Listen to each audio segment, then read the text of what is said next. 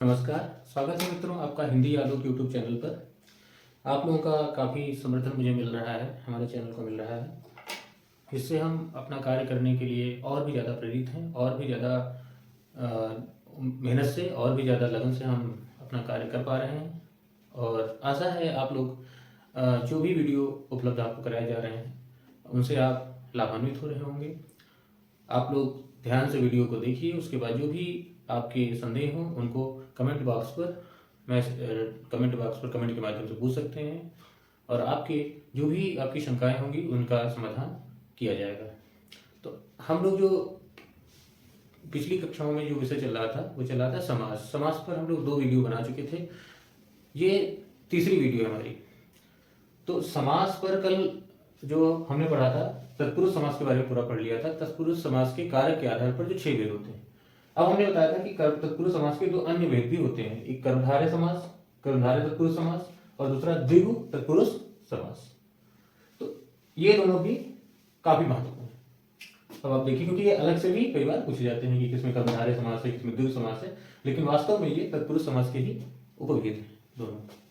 अब एक बात मैंने बताई थी कि यदि उपसर्ग पहले आए तो अव्ययी भाव समास होता है, किंतु एक बात और बताई थी कि यदि विशेषतावाची उपसर्ग हो तो वहां पर अव्ययी भाव समास न होकर कर्मधारय समास होगा।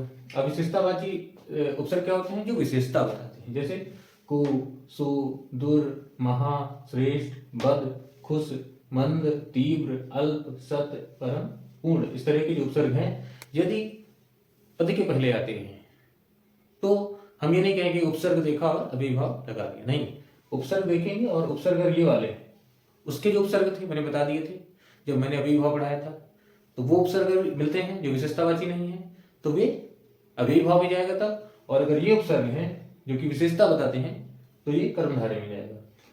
कर्मधारय समास में क्या होता है? विशेषण विशेष्य होता है। कई बार विशेषण विशेष्य होता है। विशेषण क्या होता है? जो विशेषता बताता है, और विशेष्य क्या है?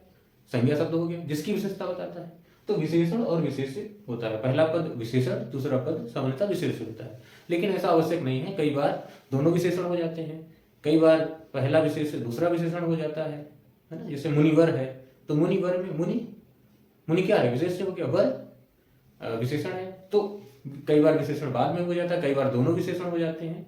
तो इस तरह कई रूप आते हैं, लेकिन सामान्यतः विशेषण और विशेष्य होता है। इसमें एक विशेषता बताता है और दूसरे वाली विशेषता बताता है, पहला विशेषण दूसरा विशेषता सामान्यतः, तो उसे कर्मधारय समास कहते हैं।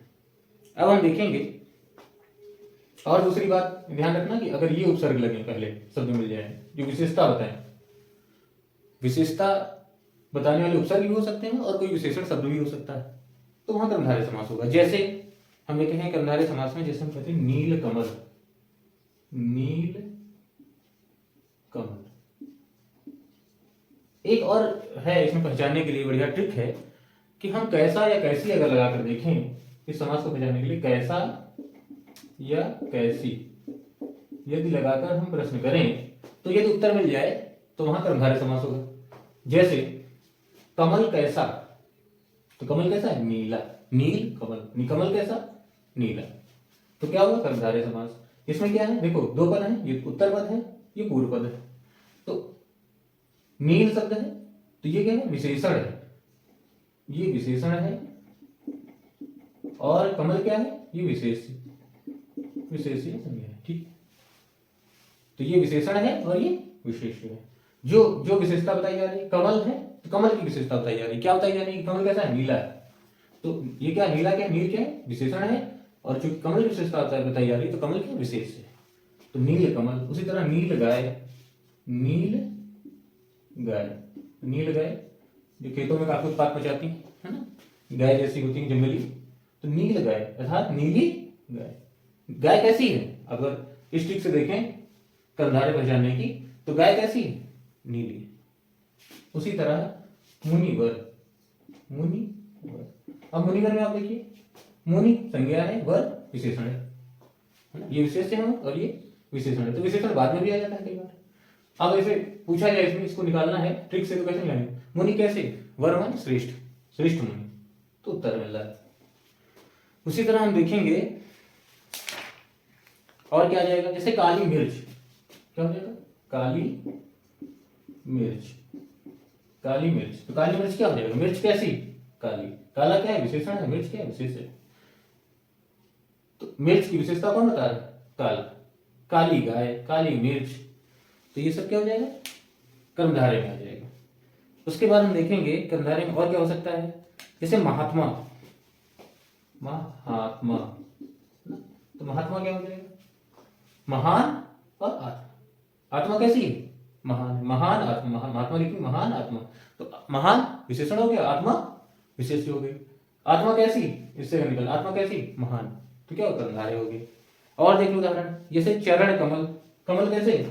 चरण कैसे? चरण कमल। अब चरण कमल में देखो दोनों संज्ञा है, कोई विशेषण नहीं है ना। एक उपमेय एक उपमान है। तो देखिए चरण कमल है ना, चरण क्या है? उपमेय है, और कमल उपमान है। कमल से तुलना की जा रही है, तो चरण कमल दोनों संज्ञा है। तो अभी अगर इससे निकाला जाए चरण कैसे? कमल जैसे। तो ये भी क्या हो गया? ये भी आपका कर्मधारय समास हो गया। और क्या हो जाएगा? जैसे पुरुषोत्तम। पुरुषोत्तम है ना। एक और क्या है बहुत इंपॉर्टेंट है? पीतांबर। पीतांबर भी इसमें आ जाएगा। लेकिन अब जैसे पुरुषोत्तम है, देखिए पुरुषोत्तम कल भी हमने बताया था, इसमें एक साथ तीन समास है। एक साथ तीन समास है। अब ये ऑप्शन पर डिपेंड करेगा, और दूसरा तोड़ने के ढंग पे कि कौन सा समास निकलेगा। जैसे हम कहें पुरुष, पुरुषों में उत्तम। जैसे हम लिखा पुरुषों में उत्तम, तो पुरुषों में उत्तम, तो क्या हुआ? ये देखो मैं आ गया, कारक चिन्ह का लोप करना है पुरुषोत्तम में, तब क्या हो गया ये? अगर ऐसे देखेंगे तो हो गया तत्पुरुष। अगर हम देखें और कैसा तत्पुरुष हो जाएगा? अधिकरण तत्पुरुष, अधिकरण में पर। उसके बाद हम देखेंगे पुरुषोत्तम को कैसे तोड़े? पुरुष है जो उत्तम, पुरुष है जो उत्तम, तो ये क्या हो गया? अब हो गया ये कर्मधारय, कर्मधारय बन गया। पुरुष है जो उत्तम, मतलब पुरुष कैसा है? उत्तम है। पुरुष कैसा? इससे देखो पुरुष कैसा? उत्तम, तो ये देखो कर्मधारय का भी बनना है, कर्मधारय बन गया कि पुरुष उत्तम। उत्तम क्या है? विशेषण है। पुरुष क्या है? विशेष है ना, संज्ञा है। तो पुरुष कैसा है? उत्तम, इससे निकल रहा है ना, तो अब ये कर्मधारय हो गया। तोड़ने का ढंग देखो डिपेंड कर रहा है कि एक ही पद में तीन तीन समास निकलना है, एक ही शब्द में तीन तीन समास निकलना है। और देखो पुरुषोत्तम, पुरुष है जो उत्तम वह, तो श्री राम हो गए। पुरुषों में कौन उत्तम? पुरुषोत्तम किसे कहते हैं? श्री राम को कहते हैं, रूढ़ है तो पुरुषोत्तम। एक बात और बताई थी कि अगर एक ही पद में या एक ही शब्द में एक से अधिक समास हो तो वहां पर बहुब्रीहि समास को वरीयता देनी चाहिए। अगर जैसे मान लो पुरुषोत्तम पूछे कौन सा समास है, कर्मधारय भी हो ऑप्शन में, तत्पुरुष भी हो, बहुब्रीहि भी हो, और इनमें से कोई, इनमें से सभी, है ना, उपरोक्त में सभी हो, तो पहला तो यह है कि उपरोक्त में सभी लगाओ क्योंकि तीनों है। लेकिन अगर उपरोक्त में सभी नहीं है और एक और कोई ऑप्शन है, जैसे मान लो द्वंद्व हो गया, अब एक चुनना है, तो तीन में है लेकिन एक चुनना है, तो हम बहुब्रीहि को वरीयता देंगे क्योंकि बहुब्रीहि समासों का राजा है। हमने बताया था कि बहुब्रीहि में अर्थ प्रधान होता है और बाकी जो समास होते हैं तो संरचना प्रधान होते हैं। तो चूंकि भाषा की आत्मा अर्थ होती है इसलिए बहुब्रीहि को समासों का राजा कहा गया है। तो अगर एक ही पद में एक से अधिक समास हैं तो हमें वहां पर यदि बहुब्रीहि हो रहा है तो बहुब्रीहि को वरीयता देनी होगी, ठीक है। और यदि उपरोक्त में सभी है, दो तीन समास हैं और उपरोक्त में सभी है, ऑल ऑफ दीज, तो फिर उपरोक्त में सभी कर देंगे, सभी तो है ही, और यदि सभी नहीं है तो बहुब्रीहि को वरीयता देंगे, बहुब्रीहि को प्रेफरेंस देंगे, बहुब्रीहि टिक करेंगे। फिर अगर दो तीन है और एक ही चुनना है तो बहुब्रीहि चुनेंगे, ठीक है। उसी तरह से पीतांबर है, इसके साथ भी है, इसमें दो समास है, देखो पीतांबर, पीत और अंबर। अंबर कैसा? पीला। अगर ऐसे देखें पीला अंबर, पीला अंबर ऐसे करेंगे तो ये कर्मधारय हो जाएगा। क्या हो जाएगा? थोड़ा इसको जैसे हम लिखें इसको, जैसे हम लिखें इसको पीतांबर,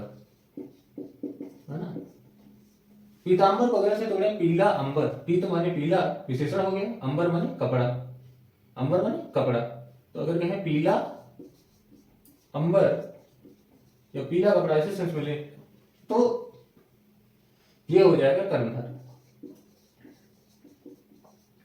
और अगर ये लिखें कि पीला पीतम, अब यहां देखो पीतांबर जब कर्मधारय लेंगे तो अंबर कैसा, कपड़ा कैसा, पीला, इससे निकल रहा है पीला, अंबर कैसा, पीला, तो पीतांबर।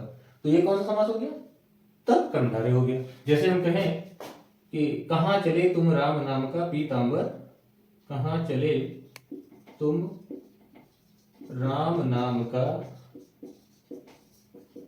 पीतांबर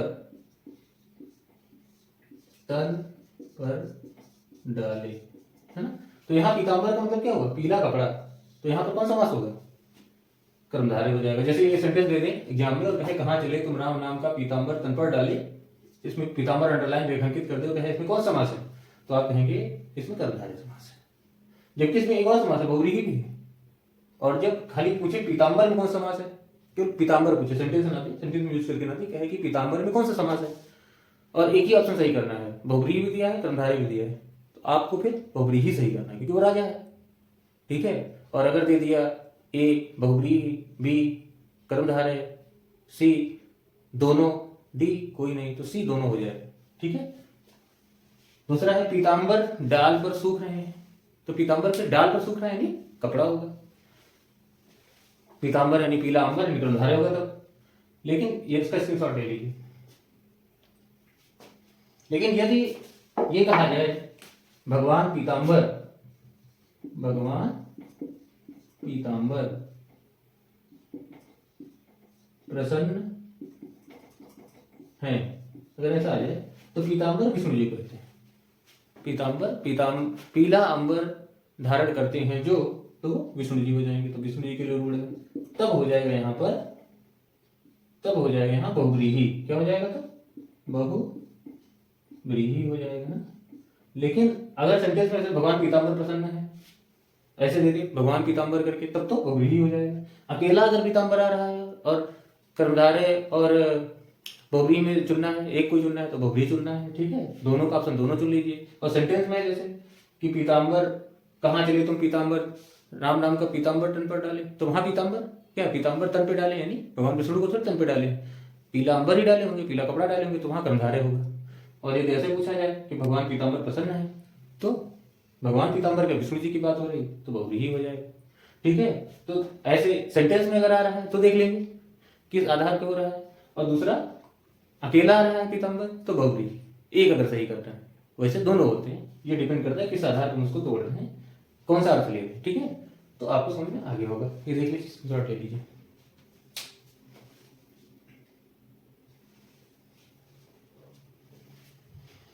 इसके बाद जो दूसरा है,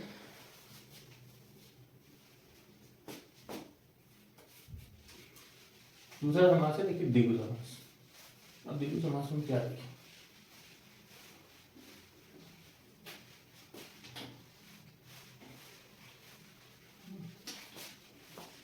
द्विगु समास, द्विगु समास हम देखते हैं, ये कर्मधारय,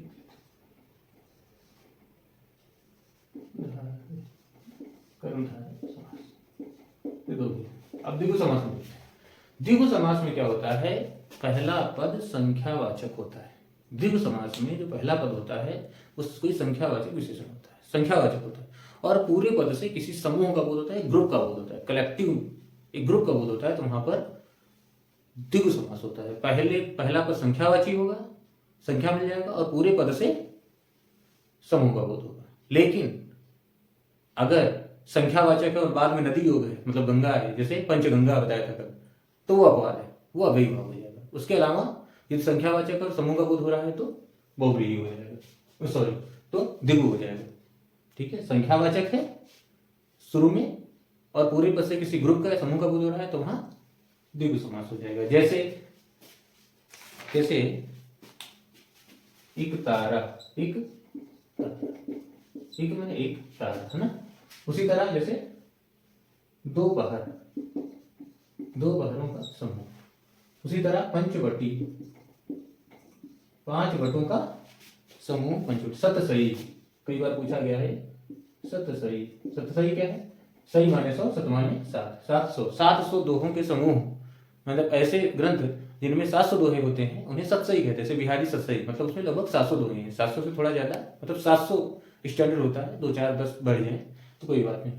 तो सतसई मतलब 700 दोहे होंगे। शतक मतलब 100 दोहे होंगे। दशक माने 10 दोहे होंगे, है ना। तो जिनमें शतक लगा है लास्ट में जिन ग्रंथों में, 100 दोहे होंगे। जिनमें सतसई है मतलब 700 दोहे हैं। 700, 715, 712 ऐसे सतसई। तो सतसई है 700 दोहों का समूह। और क्या क्या हो जाएगा? सतसई 7 दोहों का, 700 दोहों का समूह हो गया। और उसी तरह हो जाएगा चौराहा, चौराहा, चारपाई, चारपाई, चौराहा हो गया, चारपाई हो गया, त्रिदोष, त्रिगुण, त्रिदोष, त्रिगुण, त्रिभुवन, त्रिदोष, त्रिगुण, त्रिभुवन। उसी तरह इकहरा, इकहरा, इकहरा। ये जो शब्द हैं, केवल पंचगंगा जो है, मतलब नदी योग हो और शुरू में संख्या हो तो वहां अव्ययी भाव होता है। बाकी संख्यावाचक है, समूह का बोध हो रहा है। जैसे एक तारा, चौराहा, 4 राहों का समूह, एक तारे का समूह, उसका दो पहर, 2 पहरों का समूह। पंचवटी 5 वटों का समूह। सतसई 700 दोहों का समूह, है ना। त्रिदोष 3 दोषों का समूह। त्रिगुण 3 गुणों का समूह। त्रिभुवन 3 भुवनों का समूह। तो ये हो गया आपका, ये हो गया आपका द्विगु समास। आप इसमें देखिए, जो समझना है कि पहला पद देखिए सब में संख्यावाचक है। 1 चौ, 4 पंच, 2 सत, सत माने 100, 1 त्रि, त्रि, त्रि। तो पहला पद क्या है? संख्यावाचक है। और पूरे पद से इसे ग्रुप का बोध हो रहा है, समूह का बोध हो रहा है। तो वहां पर क्या है? वहां पर द्विगु समास है। तो यहां सब में द्विगु समास है। समझ में आ गया होगा द्विगु समास। तो आज के लिए बस इतना ही। कल हम लोग इससे आगे पढ़ेंगे। इसके बाद जो है ये तत्पुरुष समास तो पूरी तरह से पूर्ण हो गया है। इसके बाद जो शेष समास बचे, बहुव्रीहि और द्वंद्व। तो बहुव्रीहि और द्वंद्व समास को हम लोग विधिवत अध्ययन करेंगे, ठीक है। तो तब तक के लिए मैं doctor Alok Kumar Tiwari, assistant professor Hindi, आप सबसे जो है विदा चाहूंगा। जय हिंद, जय भारत, जय हिंदी, शुभ रात्रि।